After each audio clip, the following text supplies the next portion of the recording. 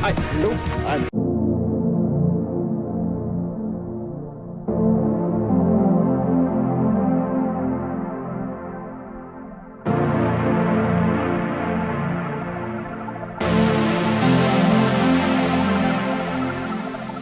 year is 2015. I'm a teenager who watched more YouTube than TV, unless it was the Marvel Netflix stuff. The Arrowverse hadn't become the channel awesome of superhero media yet, so to compete with this new high standard of superhero television, they released Supergirl. Okay, this opening scene was god-awful. Whoa! Whoa! I didn't watch it, but I was there when it became the internet's punching bag. So here I am in my 20s, finally facing destiny because I've accidentally made my entire channel be all about DC. So after meditating, praying, and looking inside myself with the question, what kind of Supergirl video I'd want to watch in 2025, my answer was, I really want someone to just answer, what the hell is this show even about? So good. A decade later, I'm familiar with all the jokes levied against it, but what is it actually like to watch the entire thing? What is the big picture story? How does Kara change in this massive 6-season biographical journey? You miss these when you only focus on the stuff everyone has already made fun of. Therefore, this video isn't some sort of expose about how it's deeper than you think or making fun of it. I probably will do both, I'm not gonna lie. It's more of a documentation of my experience.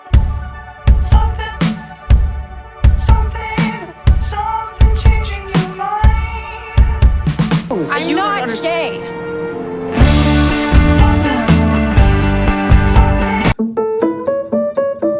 However, we gotta talk about the elephant in the room. There's a 2015 SNL sketch making fun of how if there was a Black Widow film, she wouldn't be allowed to have the usual massive action extravaganza like the rest of the guys, but it'd be targeted at women in the most patronizing way. A rom-com about struggling with an internship at a fashion magazine while dating Ultron. Take that off and put it on the cover of our magazine. The first season of the Supergirl show is, unironically, that sketch, right down to her working as an assistant at a media company. Anyone ever tell you that you look a little like him right here? Dealing with unrequited office love, and her boss is always talking about pride and femininity. There's like no satirical edge. Supergirl unironically submits to these tropes and builds an entire lore out of it. On my planet, females bow before males. This is not your planet. That's kind of anti-immigration message, really. As a result, the moment you start watching the show, it feels like watching that f***ing fake 7 movie. Girls get it done. The show does eventually grow out of this, but as the entry point, it's pretty rough, because what constructs most of the motivation, dialogue, and emotion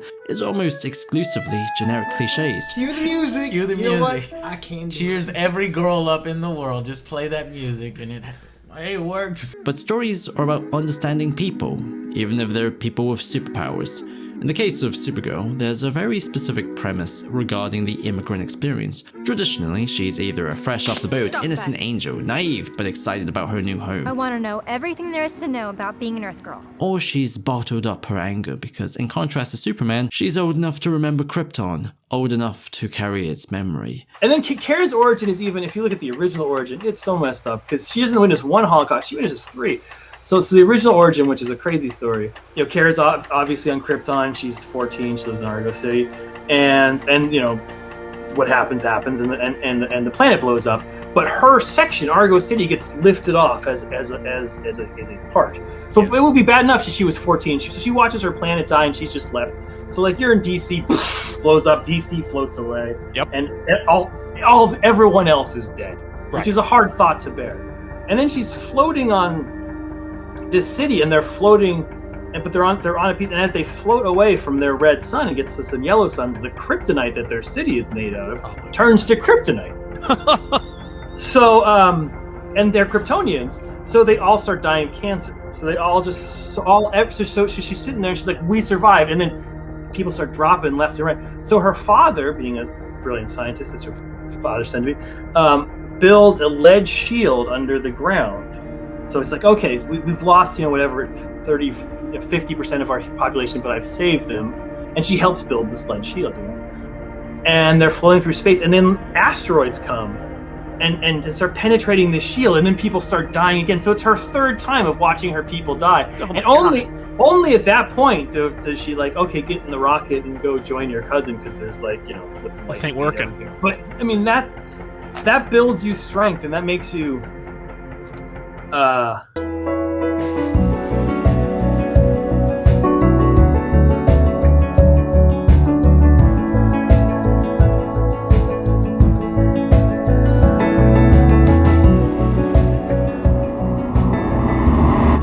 Supergirl is neither, because she's designed to fit a friendly, quirky rom-com environment. So she's now a Zooey Deschanel type that's so human that her main frustration in life comes from making coffee for her boss and dealing with her date ditching her. I gotta hit this back real quick.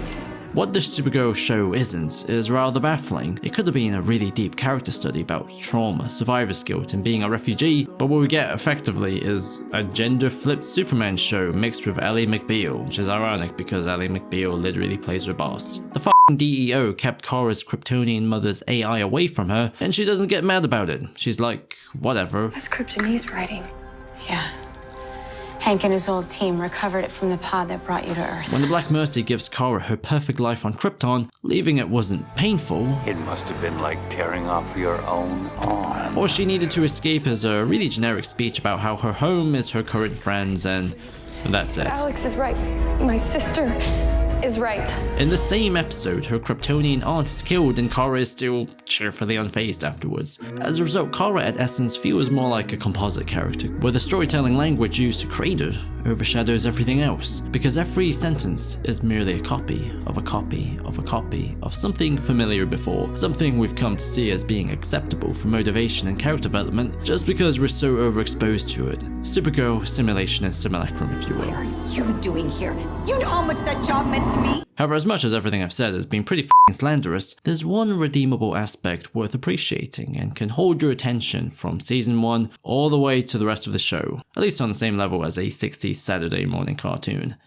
And that's cheesy joy. It was our turn to help you. The reason why this version of Kara is Supergirl is all because of one simple motive. It makes her happy. She revealed herself for the first time because after a bad date, a plane was about to crash, Superman wasn't around, and the sheer energy and excitement after being at such a low point, everything changed. Kara Zor-El has never known what she wanted in life aside from making a positive impact on the world through being useful to someone else's life. And now, the most important thing to me is that you find happiness. The world already has a Superman. My mother didn't send me to Earth to fall in love with a human and have children. All you need to be is Kara Danvers. And when I was helping people as Supergirl, I was so happy. And if I die achieving that, I'm at peace with it. Kara's entire relationship with her adopted sister, Alex Danvers, is built on the both of them putting each other first, because Kara from childhood to adulthood was always more like her loyal, eager golden retriever. Therefore, even when Alex was jealous, she'd feel lonely without her, and even join the DEO to protect her. Feeling like less, somehow it made me feel like more. Now, the world needs you to fly, Kara. The Supergirl show is not a coming-of-age story like Smallville, where the destination was always clear, or is like Arrow, where a ruthless man on a mission has his heart grow bigger every season. Instead, it's a slice-of-life show where the management of what you want from life is simply it. It has no clear dramatic destination, it has no central villain. All there is the process of celebrating this wonderful, loyal, golden retriever lady who deserves more in life, and finally getting it from just simply being helpful. Your friendship has been one of the best parts of my life. There is a base level of shallowness that the entire show never rises beyond, cheesiness, dumb convenience. It's all baked into the base storytelling, but the show's goals are so casual that it doesn't really need to go hard to achieve its intended results. This changes for season 4. But regardless, on this level, I find it really hard to be mad at the show. Its utter sincerity brute forced its way into charming me. I know, right? Yeah, go ahead, make fun of me. That is until season 2 made me ask, what am I doing with my life? Because it's a question Kara has to answer now. And now I have all these options. Ally McBeal is so impressed with her that she's promoted to freely deciding her future in media. But that means she's forced to finally develop a strong opinion about herself. Any job I want, and I'm stuck. And in this precise moment, this is when Kara truly begins to transform from a composite character to someone with actual independent depth.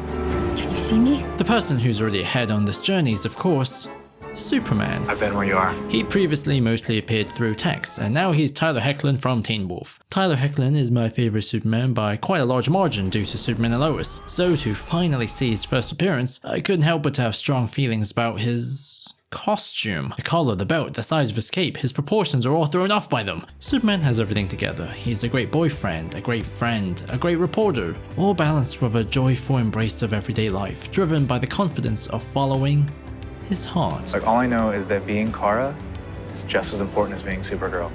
But what the f does that actually mean? Kara listens to her heart and she ends up being a reporter just like him. The career change is less about advancing her overall media career. The destination of this trajectory isn't for her to become CEO someday.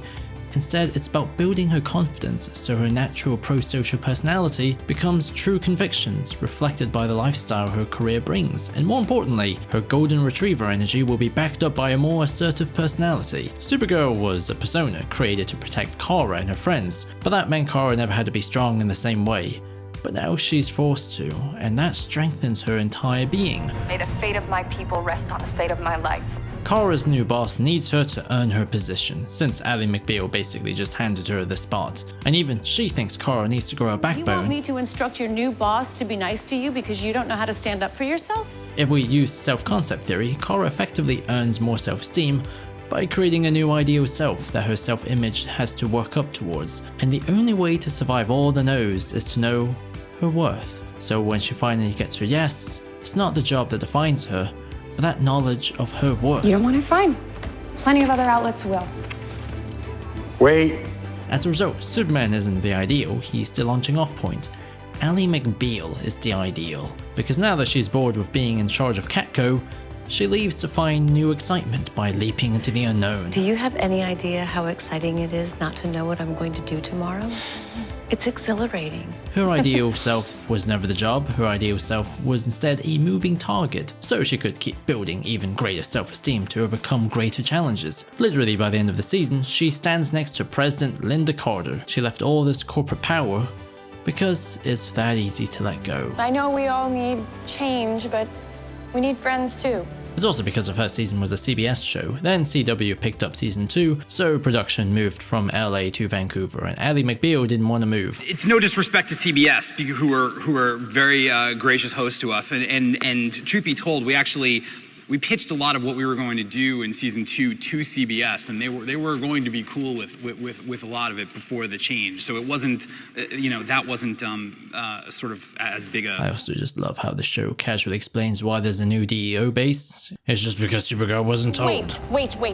This has always been here? Anyway, we have now officially graduated from intern-level assistants to career-focused characters. Even Kara's office best friend Wins joins the DEO as the new tech guy, which ends up greatly diminishing the office side of the show, because the whole purpose of Kara being a reporter is less of a status quo change, but more of a threshold. What is now new to the status quo is Kara's new billionaire gal pal Lena Luthor, who's trying to be a force for good unlike her brother Lex. However, her mom leads Project Cadmus, and I'm just gonna ramble about this arc for a paragraph because it's so f***ing insane.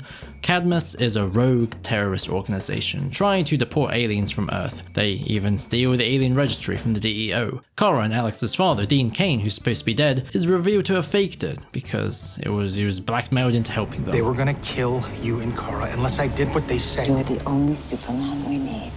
But then Alex takes matters into her own hand with her girlfriend Maggie Sawyer to blow up Cadmus, while Kara is fired for not following journalistic rules. Flagrant breach of contract. Because she couldn't just out Cadmus publicly. So then she uses her blog and she hilariously gets rehired later on pretty quickly. But the point is that she's learned the right lessons from Ally McBeal in terms of letting go and taking her confidence with her. Can we just agree to stop doing the wrong things for the right reasons? Yeah, it sounds like a plan. Well done, gang. You've officially solved racism through a blog post and an explosion. It's a moment where the show had more bite to it, and it tonally glued everything more interestingly. Supergirl's alien identity is the context for effectively a political thriller. In typical CW fashion, this creative realization isn't satisfied in this season, or even the next season, but in season 4. You know, so I've read some stuff online where they're like, okay, a lot of the things that are happening are filling in holes from earlier in the season. Are they retconning or did they always plan it? And I can tell you, in large part,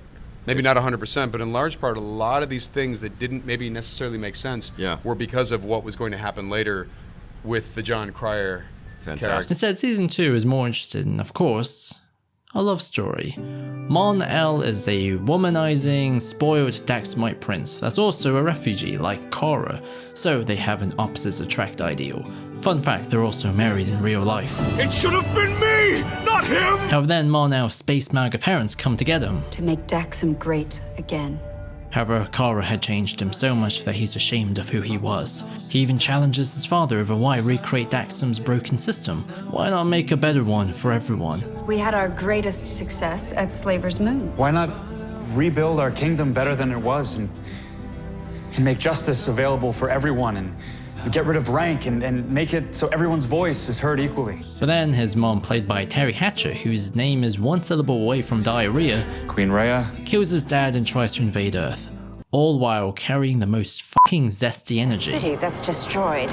We'll need a new leader to rebuild it. There's a fucking Spikers level scene where President Linda Carter and Ally McBeal negotiate on the basis that they're all women. Surely we don't need to measure anything. We're women. But it doesn't work and Air Force One is destroyed.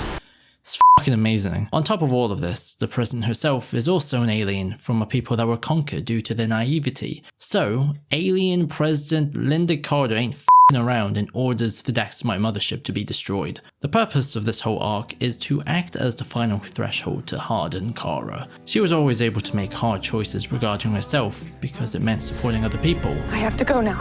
Listen. But now that she's grown up, she has the self-esteem to act upon what is necessary for others who can't make that choice for themselves. Where after all the dueling temporary alliances, Mon-El needs to be sent away in order to live. And Kara, like her parents, makes that choice and is left in tears. It's this moment that I really fell in love with Melissa Benoist's Supergirl. Not in like a creepy way. It should have been me! But all of a sudden, there was range and a complexity to her beyond the initial Zooey Deschanel impressions. The Golden Retriever energy isn't just her natural personality, but is developed into an active choice moving forward, so she can survive more hardships. I did not hit her. It's not true. It's bullshit. I did not hit her. However, as much as this version of Supergirl finally won me over, the show itself hasn't really yet. That's not until season 4, but to get to season 4 we have to get through season 3. That's just how maths work. I tried. It's okay. Season 3 is the end of this era, where the macro tone of a young woman living in the big city balancing her career and dating is retuned subtly, or I guess not so subtly, into a superhero spy conspiracy show. But we're not there yet. Instead, Kara has to get over Mon-El. She quits Catco because she's fed up of everyone due to an uncontrollable sense of dissociation. Supergirl saved the world. So if I could choose to be her, why would I ever choose to be the sad girl whose boyfriend is gone? I don't like that girl, Alex. But then Lena buys Catco and offers Kara her old place back, so everyone is back to normal. That is until Mon-El returns with a beard. Due to a wormhole, it's been 7 years for him and 7 months for her. So, he pushes her away now that he's married to someone else from the Legion of Superheroes. To say I started zoning out by the never-ending soap opera would be an understatement. The best part of season 3 is easily Jean's story with his father, played by Carl Lumbly, who voiced Martian Manhunter in the DCAU. I would like to find the bear out. Mr. Terrific is more than capable, but I insist on remaining where I'm needed. Now he's a green Martian religious leader that was imprisoned for hundreds of years after surviving the white Martian-led genocide. He's so hopeless now that he doesn't believe his son actually survived and came back for him. But Kara convinces him to open his mind again. So this father and son revisit a sweet memory of their family as it once was. Unironically, it's 10 out of 10 acting from the both of them. My son! Father! Memories are inherently social because how we remember who we remember are all tied to social processes, like remembering your favorite birthday or painful events. Therefore, there are ethics to it. Jean and his father explores how memories can heal, carry culture, and is actually a form of responsibility. After the Mars stuff is handled, Carl Lumbly goes to Earth, Jean gets an apartment for the both of them, and he's fully integrated into the cast. I enjoy Christmas. It's so damn sweet. New memories are made, turned into gifts, experiences, and reassurances. They feel safe as immigrants, they have community as good people, and they have their history protected in their refuge. However, Jean's father also has space dementia, which he hides, but that causes damage. So, Carl Lumbly is forced to wear an inhibitor. The actual main conflict is the Kryptonian World Killer, where these assholes from Argo City wants to terraform Earth. It's so awesome and engaging that I don't remember any of it. The best part is when Carl Lumbly passes his memories to his son. He never thought it would happen, but he's proud to do it. And despite the centuries of pain he endured, he shows his son that hardship is important to teach people. And when we reach past the painful memories, inevitably, we find the good. As the Earth is terraformed, Kara Lumbly finally passes the dawn of the Martians to Jean, before merging with the land to stop the terraforming process. He saves everyone. I can stop this. It'll rip you apart. This planet is my son's home. I intend to save it with him. Now space is a reality that endures, since our impressions rush by one after another and leave nothing behind in the mind. We can understand how we recapture the past only by understanding how it is, in effect, preserved by our physical surroundings. Promote peace. In the end, Jean steps down after the gift that was spending time with his father, so Alex becomes director, Wynn leaves for the future while Brainiac 5 stays behind. Finally, Kara is now a seasoned journalist, no longer bogged down by the new frontier. As a duet, if the second season was about Kara stepping out of her comfort zone, then the third season is about her living outside of it, burning away her naivety, so her optimistic beliefs are entirely backed up by experience and skills. And these people are just, I don't know what's happening. So it's time to do something serious. President Linda Carter is outed, so she resigns, hoping to quell the growing hatred towards aliens. But divisions have settled, and in comes Sam Witwer. You know, speaking of Star Wars... Sam Witwer is in everything, and everything needs Sam Witwer. The moment he appeared, the entire show just immediately is given gravitas. Ben Lockwood represents the normal person, a history lecturer whose dad works in a steel mill, just like me. But alien workers arrived and their nth metal factories put them out of business. However, Ben maintains an open mind, especially as he teaches the dangers of manifest destiny. Manifest destiny. But then Terry Hatcher's Dexter invasion destroyed his home. His story and those who were affected weren't given the time by James Olsen. So Ben stops believing in alien assimilation. How does the human worker compete against an alien that can fly goods from one coast to the other, leaving our trucks to rust away in the sand? Sorry, Professor. What page are we on? Ben Franklin's fears have come to pass. The modern immigrant cannot assimilate, and it's not a question of desire, not a question of culture. It is a question of biology. Seriously, what if we did something? I mean, it's like Dad always said, you can talk, but sooner or later, man's got to stand up and be a man. He is in fact a racist, which is really unfortunate. Yes. I think the point of that character, as I understand it, he didn't start that way. He started as someone who really cared about everyone and had a very open mind about things. Who, through the season, descends into becoming a really awful human being.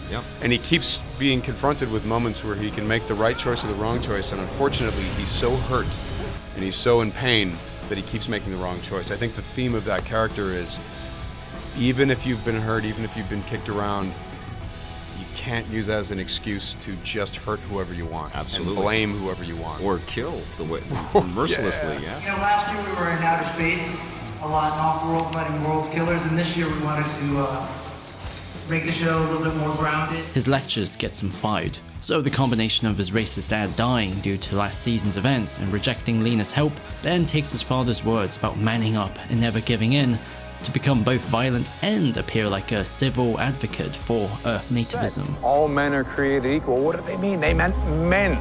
They didn't mean some roach from the vacuum of space. I mean, my God. This turn then starts making his life profitable as he attracts Mercy and Otis Graves, who makes him the leader of the Children of Liberty organization. And despite his arrest for domestic terrorism, he becomes the head of the Bureau of Alien Affairs. A race war is fully ignited. It's no longer safe for aliens legally living in America. Secretary Benjamin Lockwood. Supergirl Season 4 is widely regarded as the best season, and I wholeheartedly agree. I went from watching the show at like 2 times speed to slowing down and soaking everything in, because my brain didn't need to actively compensate the show's lack of focus or get impatient due to the incoherent tone. All the incremental improvements from before collate in a story that feels complete, and it takes the more assertive Kara built up from the last 3 seasons to a point of almost competency porn.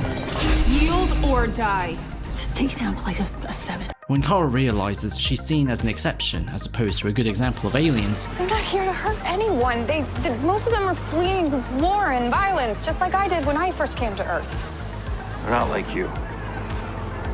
You're a superhero. she joins their march, When she's framed for attacking the White House, she switches to her journalist skills to pick up the slack while Supergirl lays low, leading to one of my favorite moments. Where'd Supergirl go? I don't know, but She's stuck in prison and is vulnerable, so she changes to Kara to survive a chase and then even gets an unresponsive lead to now speak to her precisely because Kara has her own reputation. You don't. Everything you touch, you ruin. Kara Danvers? What are you doing? Supergirl's optimistic actions, her kindness, her open-mindedness, her convictions that include equality and the belief in fairness, all bounded together by her undying golden retriever energy, has now thematically turned into a national character that represent a complete opposition to Ben's conservatism, and it literally impacts policy. Kara stood with the aliens, and due to Jimmy's photos of aliens and humans helping each other during the march that got turned into a riot, Ben's attempt to repeal the Alien Amnesty Act is defeated. All of this is theatre though, a war created by a vile, rich, narcissistic man-baby who uses media to amplify the fracturing of America's social order, someone that's backing Mercy and Otis Graves. It's Lex, of course. If this was 10 years ago, I would have thought this was a complete cheap diversion, but in 2025, yeah, no, it checks out. And we finally come to heads, and he comes to my house, and he goes, "You're Agent Liberty," and I'm saying to my wife, I'm like, I have no idea what he's talking about. He's crazy. I have no idea. Lex has a long established career doing what he does because of course he does. Lena even testified against him, but now he uses this culture war to set himself up to be the hero for the adoration of the world and to hand himself control over the entire country. Ben Lockwood was just a mechanism to hand Lex power. You wanted to save the human race. Instead, you handed its future to a psychopath. The disturbing thing is that Lex wins. The Kara double he groomed into hating America ruins Supergirl's public image. The evidence Kara's investigation found is wiped, and he successfully backstabs everyone who helped him. It's over. But then the resolution is kind of like a video game where Kara has her own armor and Kara's double dies and gives her a power boost. It ends in a rather conventional superhero kind of way where all the bad guys go to prison and the president working with Lex is removed. Supergirl Season 4 isn't especially deep or high art, it's not prestige drama by any means, but it's wildly satisfying, wildly entertaining, and it single-handedly caused me to rewrite this entire video because my entire opinion of the show changed. I became a fan overnight, especially when it sets up a promising future where Lena Luthor, who was fearfully helping Lex but revealed everything to Supergirl in the end. I can only imagine what you think of me, Kara. I don't blame you. No. She shoots Lex, and in return, he breaks her by finally revealing Kara is Supergirl. Everyone was in on the secret, and she wasn't. They mocked you, humiliated you, every last one. And she snaps. In 22 episodes, my 3 major issues were all largely alleviated or responded to. The feeling of watching some sort of artificial media due to all the generic cliches was gone. I'm 100% invested into the twists, turns, and sense of escalation. I especially love the new character, Nia. She became Dreamer because she has the power to be a dreamer. How did it for you to be the first transgender superhero, period? I mean... I was really nervous, man. I'll tell you. You nailed it too. And this brand new character that I had to, okay, now she's amongst all of these fan favorites. The whole aspect of characters managing everyday goals actually feels like it's advancing in a big picture level because the characters are becoming more competent. And you probably noticed I rarely talk about the villains because I just thought they were all pretty lame, except for Terry Hatcher, who was just chewing the scenery. But Ben Lockwood and Lex were great. You know what gets me is that, like, on Smallville, like, you lead up the whole season to a big climactic fight, but the realities of production is all we could do, all we had money for was pick up a car, throw the car, super punch, fight over. Yeah. That's all you could really afford at the time. Everyone are now doing well. Alex Danvers and Jimmy Olsen's sisters are a couple now. Brainiac 5 and Nia are adorably together. He struggles with lowering his guard, but she has the patience, while Kara has bangs now, and a new suit made of nanotechnology. Promise me this. Yeah. You will decline the nanotech helmet. She reveals her identity to Lena. And every time I kept my secret from you, I wasn't protecting you, I was hurting you, just like everyone else, and I am so sorry. Lena's world is shattered. It seems like her animosity has been deflated, since they now remain as friends afterwards. However, behind closed doors, Lena continues to scheme against her with real Smallville Lex Luthor energy. Season 5 is bisected into two halves. The first half features Lena finally as the villain. She's a lost soul with deep trust issues because she knew she can't be like her brother. She needs people in her life. She needs connections. I can reposition the dishes myself. We discussed this. Absolutely not. However, she was betrayed by her once pal Andrea to get a medallion thing. I cared about you more than anyone else in the world, and I never would have betrayed you. While Lena's trust issue is also what caused her to abandon Rahu Coley, who then canonically got together with Alana Pierce. Lena's friendship with Kara came from how she was the one person who could definitely never lie to her. A friendship that Kara chased because she grew up with Alex. But to lose this lifeline, Lena has all this rage being released all at once. Wow, there wasn't a single honest moment in our friendship. No, that is not true. No, I killed my brother for you, for our friends! Don't you understand what you've done? As a result, her ultimate villain goal is to pacify the world so it can never lie again using the Q-Wave. I learned what kind of deceitful person you really are, and that's what inspired me to do it. Anyway, let's check up on Martian Manhunter. Lex's race war disrupted his journey to follow his father's peaceful footsteps. There were flashes of this way early on, like when Jean switched the DEO's weapons to non-lethal. However, his personal antagonist was not directly Ben last season, but Manchester Black, whose alien wife was killed, and the only way to stop his murder quest that was actively destabilizing race relations was for Jean to kill him. The failures created such pressure that it's become something he can't manage. If Jean loses himself, then there will be nothing left of Martian memory in history. He's the last. But Carl Lumbly in his mind reassures him. He wanted his son to promote peace, but not to necessarily be like him. I said I wished for you to promote peace, but I never intended for you to become me. I meant only that you should help the world in whatever state is true to you. When I found you again, I was so proud of the Martian you had become. I never meant to make you feel you had to change, Sean. But it was still really good to see you. It was good to see you too, Martian Manhunter. So the next step of Jean's arc is to be even better than his father, to redeem his brother, played by Phil Lamar. Weren't able to project his thoughts and his will on others, but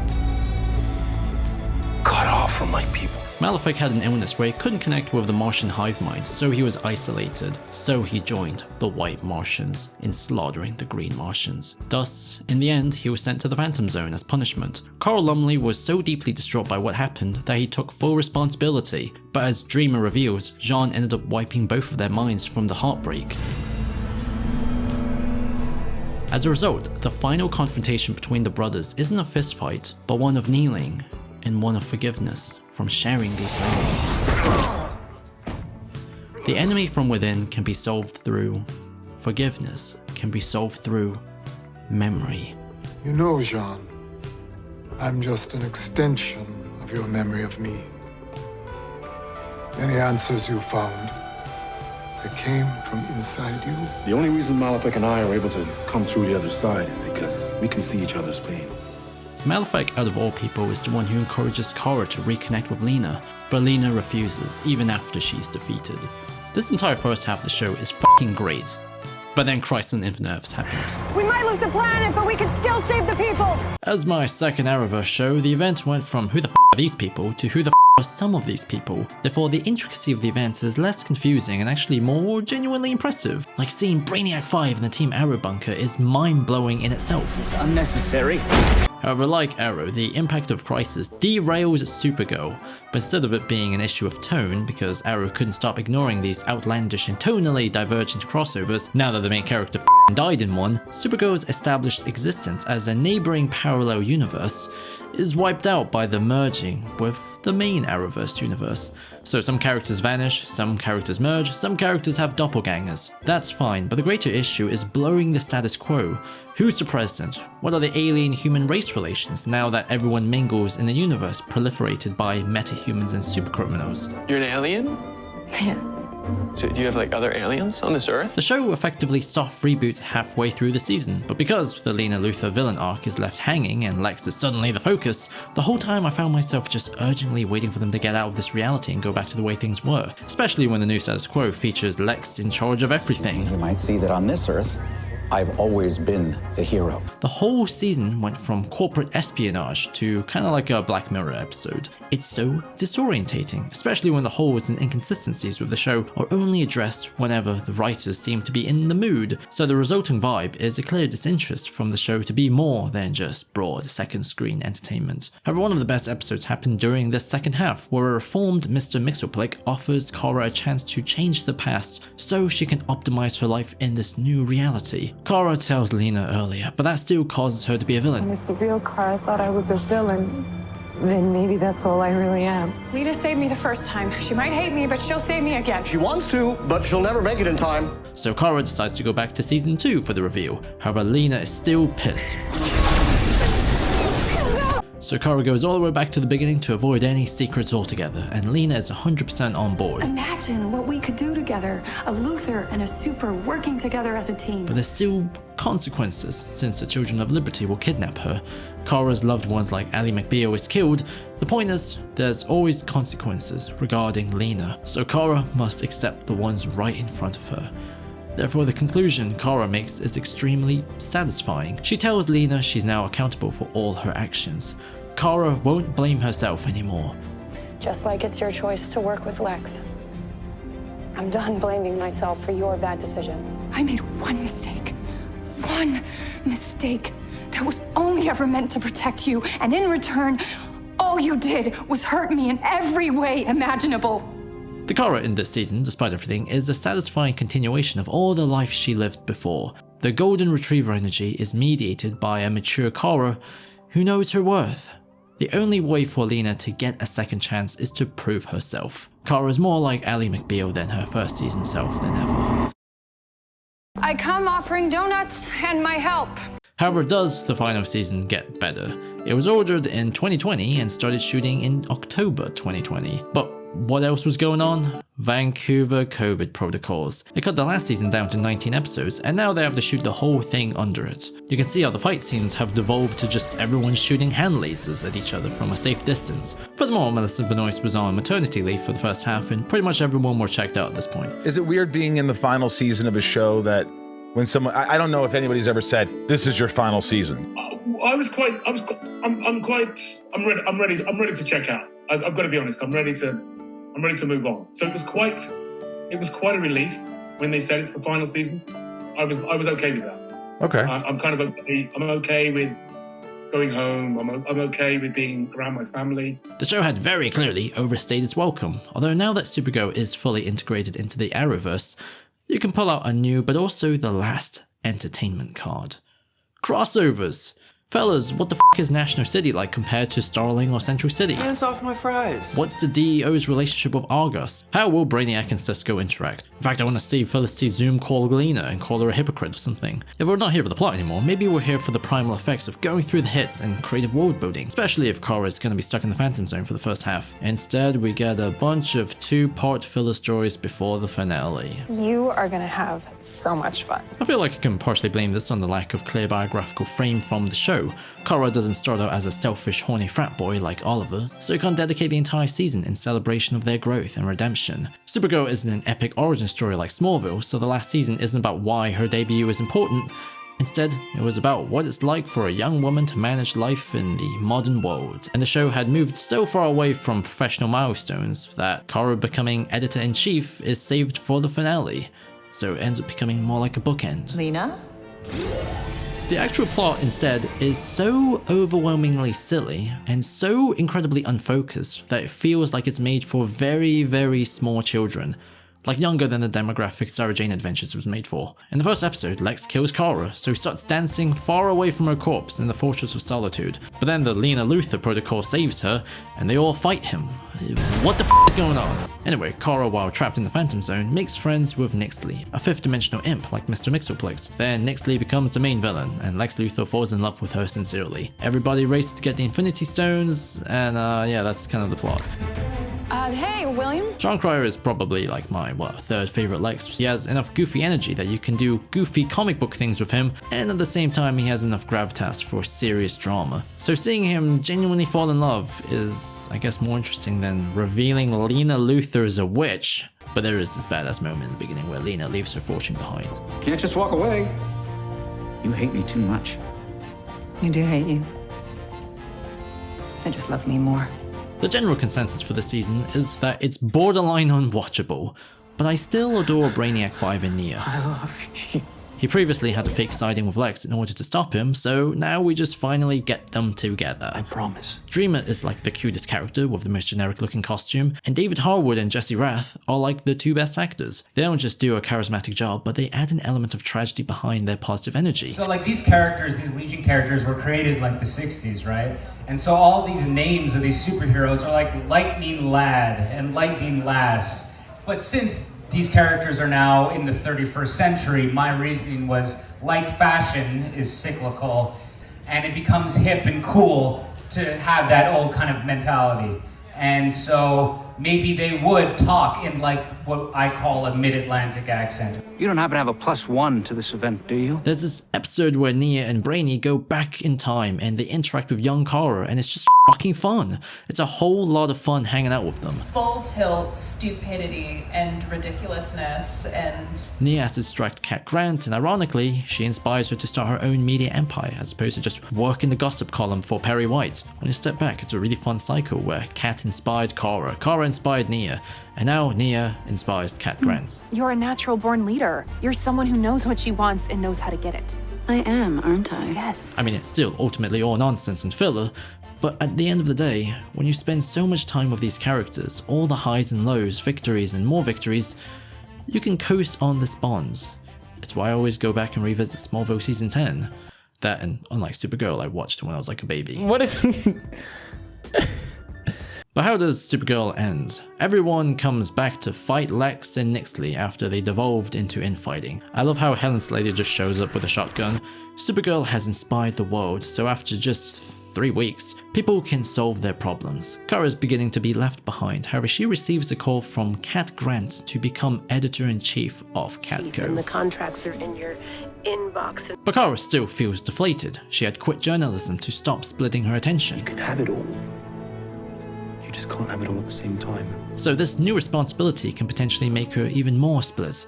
However, just as Kara and her friends left their early 20s, everyone is about to enter their 30s. Alex and Kelly has their wedding. John officiates it. We had seasons of Alex and Maggie Sawyer together, but they broke up because Alex wanted kids. So, after being forced to move on, she finally found the life she wanted beyond profession she ultimately just picked to protect her sister. I want you to have a good life. I want you to find love and be happy. I want you to do all the things that being my sister kept you from doing. Kara? Promise me. The resolution doesn't involve anything extravagantly sci-fi, just life working out in unpredictable ways. It's kinda beautiful. Brainiac 5 was supposed to go back to the future, but f it, his life is with Nia. 100% chance Nia and I will be getting married. Jimmy gives the camera handed to him to his new niece, a family tradition beyond race or even blood relations. It's time to integrate Kara and Supergirl as one whole self, to lose the secrets. Because now that Kara is just as strong, she doesn't need to hide. The world, I guess, is so peaceful that her friends won't be killed by racists. Cat Grant, one by one. There were no survivors. Lena reassures Kara. She was all about protecting the Luthor name, but now she's finally living life as a full, complete, whole person. Kara likes the sound of that, but is scared, but she won't face anything alone. So, we close with the gang together with drinks, as usual, celebrating their next adventure, while Kat welcomes Supergirl and Kara to the world. Her smile as recognizable as ever, hiding nerves, but still using joy as strength. This whole show is an encapsulation of how, in order to live, we must keep diving, keep letting go of who we are to become new things. Trust that some of the best days of your life haven't even happened yet.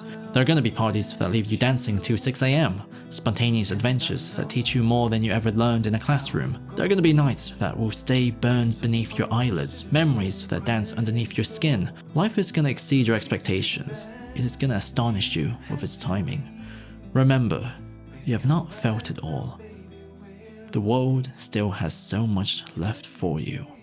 as I quote from Bianca Sparacino. Because I guess that's a tradition now that I just reference her. It's like knowing all the answers. Oh, you're sorry, but you never can tell. All the lovers we were diving for too deep. Different colors that we had to put to sleep. All the lovers hope that we could break the spell. All the lovers we went down the wishing well.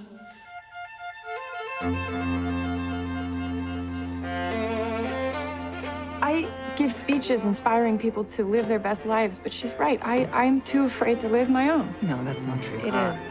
I created Supergirl that night because the thought of saving my sister as myself was too terrifying. There is no mystery here. What do you mean? That it doesn't take Freud to see that you have a secret and it's obstructing your life and it's not serving you anymore. So screw it.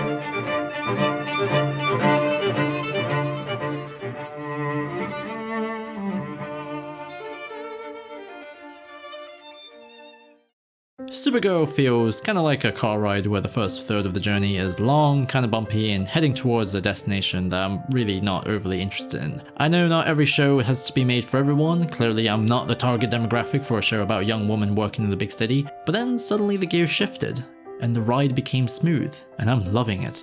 For a moment, it feels like this is it. They figured it out. However, the car stalls, and instead of switching the engine back on, it coasts all the way to the finishing line. So by the end, everyone has been ready to leave a season ago. All that was keeping everyone from jumping was the company. The car is filled with the loveliest nursery school teaching staff. He's one of the strongest, most capable characters in the DC canon. But they just can't afford to do his powers. So it's like, I'm playing him on a budget. Where everyone exudes exaggerated positivity used to keep the little kids enthused and hopefully open to learning something really simple, like how we should all get along and stuff. Some full-grown people may get annoyed, but you also gotta remember this group you're with have insane work hours. They know about the insoles, and they're trying to live their lives on top of dedicating years to this journey, so they're smiling in spite of the distress. And they appreciate what they're doing. I think that's a really important message to spread, so I feel really grateful that I get to be a part of that. You know, Christopher Reeve flew around, you know, all these actors fly around. What's the problem? Well, the problem is it really takes a lot out of you to be in those harnesses, and it wears on your body. I don't know if there's another human being, actor or actress, who's done it for 4 years straight. Right. And Melissa does it with a smile. So, sitting next to them, if you're not miserable, you appreciate them. So when this incredibly inconsistent car journey is over and you have to say goodbye, a part of yourself misses the whole thing. But ultimately, I don't think I'd want to go through the entire thing again.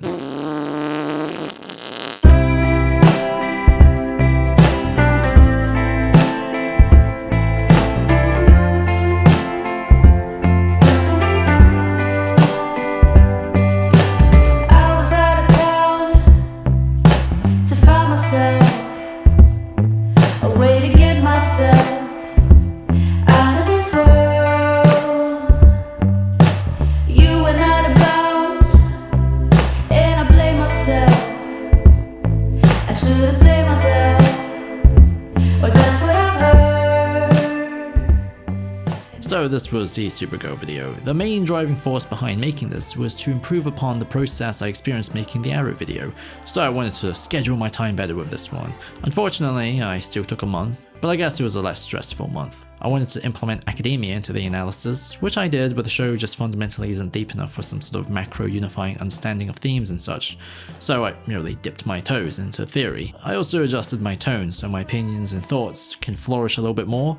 The idea was to, instead of tell the story within the story, which is what I kind of normally do, instead it's about presenting the story of my ever-changing impression while watching it, and I hope I made that entertaining at least. Anyway, the next major big one is Gotham, and special thanks to everyone on Patreon. These videos take so stupidly long now that you guys are like a godsend.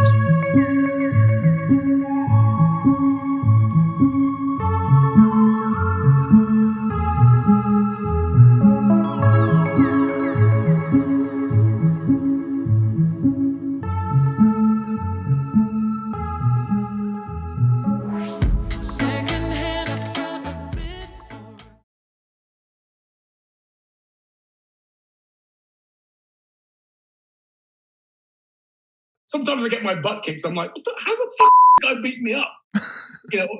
So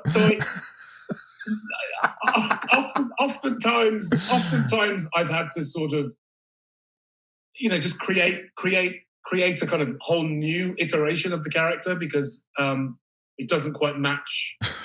It's not my show. I can't save the day. Right. So it's Supergirl's show. She has to save the day. I sussed it in the very first season. Just before the finale, I'll get taken out. And it happens it happened in every finale.